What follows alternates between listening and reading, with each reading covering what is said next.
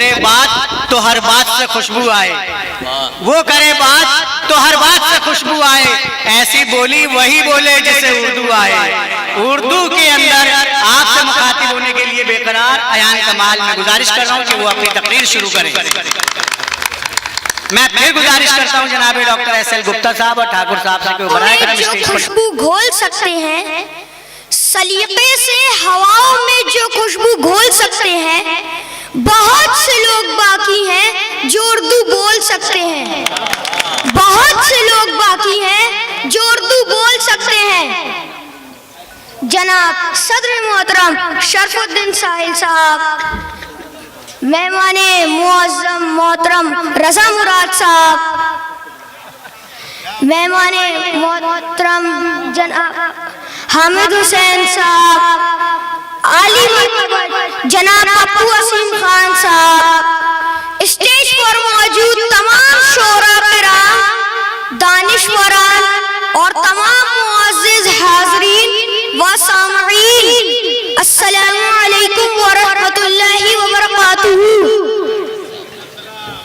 मेरे दादा जान की जानिब से मुझे अपनी मादरी ज़बान उर्दू की जो तहज़ीबी विरासत सौंपी गई है, मैं उस जिम्मेदारी को कबूल करते हुए ये वादा करता हूँ कि इसकी हिफाजत और तरक्की के लिए पूरी जिंदगी भरपूर कोशिश करता रहूँगा।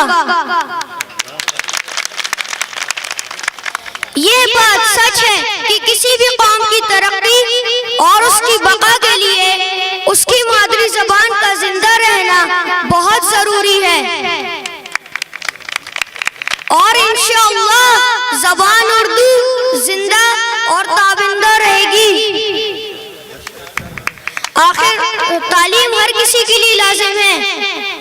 आप सब दुआ फरमाएं, हम सब खूब पढ़े, दुनिया की ज्यादा से ज्यादा ज़बानें सीखे, उसके माहिर बने, लेकिन अपनी मादरी ज़बान उर्दू को हरगिज़ फरामोश ना करें।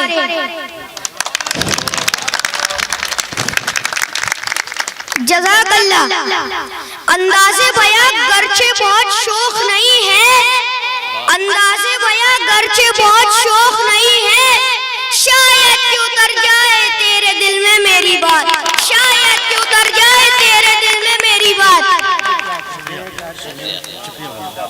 अस्सलामु अलैकुम व रहमतुल्लाहि व बरकातुहू।